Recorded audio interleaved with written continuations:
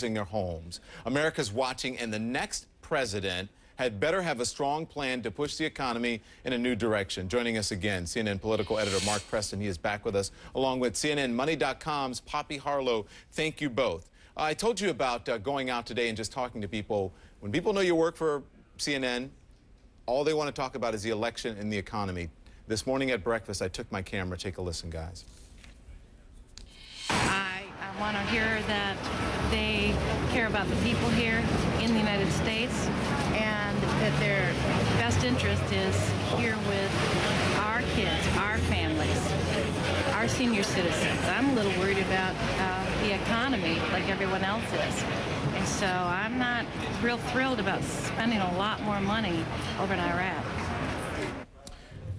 Poppy, we talked about job losses. The lady before the break said people at her company are losing their jobs. She hasn't yet, but she's concerned about it. You heard that lady saying we're spending money in other places. She wants money to be spent here at home where people are hurting. Talk to me about this economy this close to Election Day. You know, Don, I think the mentality, the conversation across America has really changed just in the past few weeks, from a bank bailout or a Wall Street bailout to a Main Street crisis, and Main Street really calling for help. If you look at the job losses this week alone, it is staggering. I think we have something we can pull up here for you to show you just what it is. Merck, that pharmaceutical giant, cutting more than 7,000 jobs. Goldman Sachs, the bank that was seen as sort of missing all of this crisis, cutting more than 3,000 jobs. Yahoo cutting jobs. Another regional bank in Ohio cutting 4,000 jobs. What it tells you is that really no one is immune to this crisis, that we're losing jobs across all the sectors. Check out those numbers, folks. Those are just from this week alone. And that's why you can see that this crisis is so far beyond Wall Street. It is so much about Main Street. And Don, the people you talked to at brunch this morning, I bet every American would agree with them right now. Yeah, absolutely. And when I talked to them, I said, what if I were John McCain,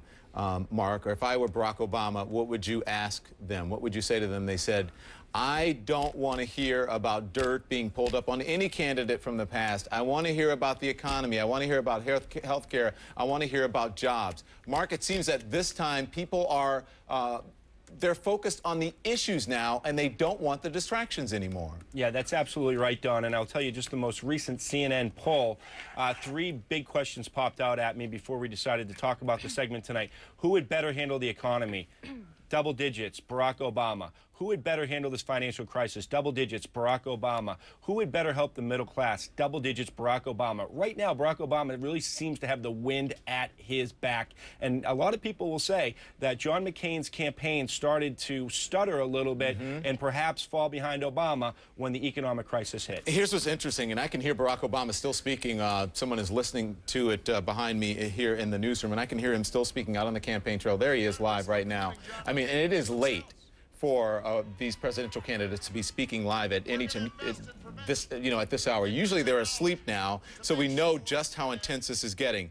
But so far, for Barack Obama and John McCain, these are just plans. They have not been put into practice. And they're talking about what they can do. But Alan Greenspan, the person who was really in charge at the head of the economy here, said he didn't really know how to fix this economy. Take a listen. I'll talk to you about it. The problem here is something which looked to be a very solid edifice, and indeed a critical pillar to market competition and free markets, did break down, and I think that, as I said, shocked me. I still do not fully understand why it happened.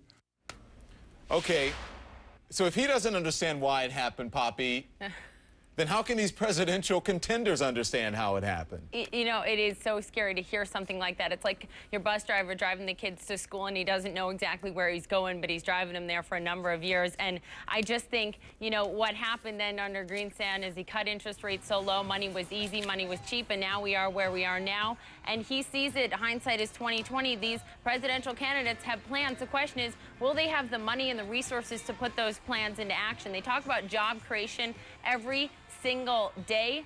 Will that happen? I think people hope so. I don't think they know. Okay. Thank you so much to Poppy, and thanks to Mark. And we want you to stick around.